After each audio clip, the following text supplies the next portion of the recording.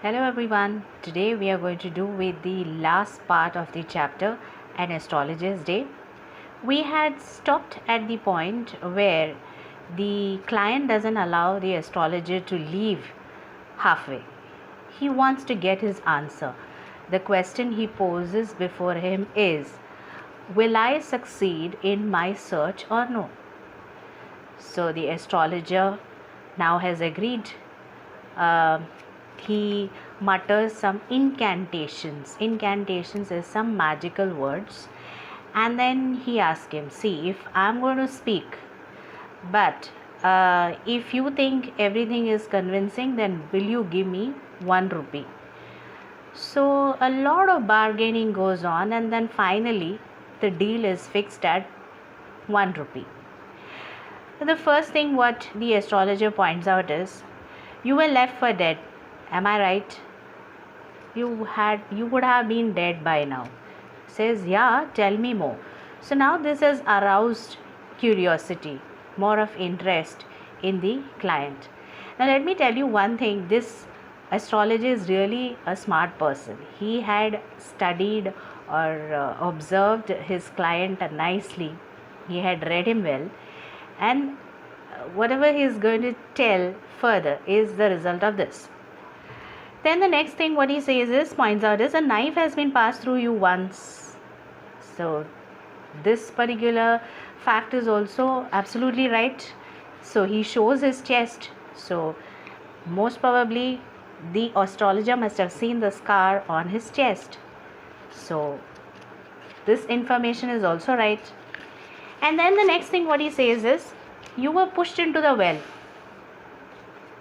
in the nearby field and you were left for dead. And he says, yes, definitely somebody, if a passerby wouldn't have come by then and wouldn't have peeped into the well, he would have certainly been dead by then. The next question which the client puts forward before the astrologer is, when will I get him next? So says the answer which he says is, in the next world, matlab in the next janam. So the reason is he has died 4 months back. So when he listens to this, he groans, he becomes very sad, and the astrologer shocks him even more by calling out his name. Guru Nanak says, you know my name? Says, as I know all other things. So he says, yes, I know many more things about you. But then he instructs him, see, your village is 2 days journey due north. You go home, straight away home, because the reason is I sense danger. So you go home, straight away home, and he hands him over some ash, sacred ash, and he says, rub it on your forehead and go home. Don't turn southward. Never make an attempt to come back. He says, why? Why should I leave home again? I was only going away now and then to look for him and to choke out his life if I met him. This is his intention in his life, to grab hold of him and kill the person, who has committed such a cruel thing on him. He wanted to catch hold of him and give him a good beating, or maybe just take away his life. So he says, I hope at least he died as he deserved.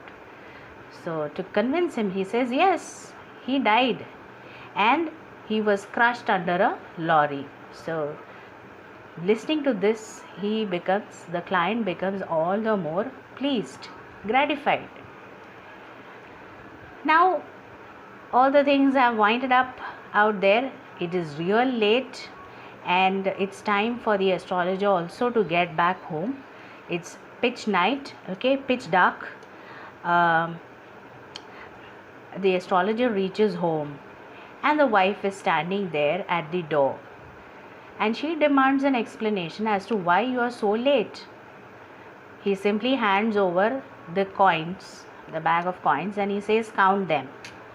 So she counts and she says it is 12 and a half annas, and she is very glad that you've got a good amount, that he has done a good business today.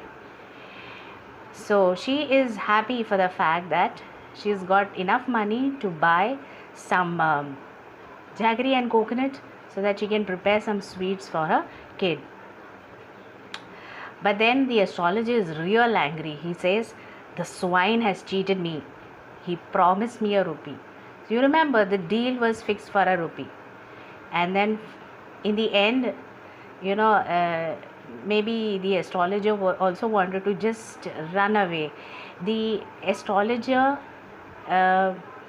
maybe in a hurry, he has not bothered to count the money, whatever he has got. He just rushes home. There is some tension on the face of the astrologer, which the wife notices, and she asks him the reason. What is worrying you? Says nothing at that point. But after dinner, when he is lying on the piol is the stringed cot. So when he is resting out there, he opens out his heart.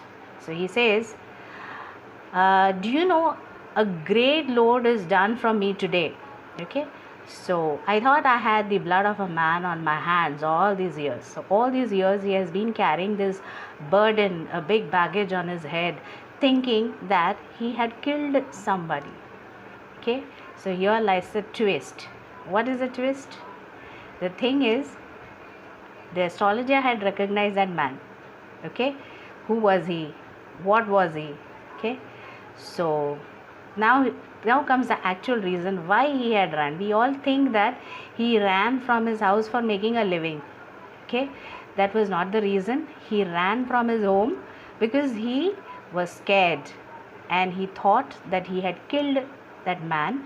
So that's the reason why he ran away from his home, and he settled here, and he has got married, and he has taken up this occupation of becoming an astrologer. The wife is real astonished, shocked to hear this. You tried to kill him? Says yes. In a very casual manner he says, yes, when I was a silly youngster. Boys at those age, 15, 16, don't have much of a common sense, or you would say they're not much bothered about their future, or they don't think about the consequences of such things. So he says, yeah, I used to drink, smoke, quarrel. He never thought much about it, and finally he thought he committed a murder. But then when he realizes that nothing of this sort has happened, okay, when he sees the man, he recognizes that man, the customer who was there, but the customer doesn't recognize him, that he is the that boy he was looking for. See, then finally he says, why to get worried about all this? Because past is past, it is gone. And now he had also cleared that burden of of not having killed anybody. So he says, now I can rest aram se, because that burden which he has been carrying all these years had been cleared off. And here the chapter ends. I hope you've understood this chapter.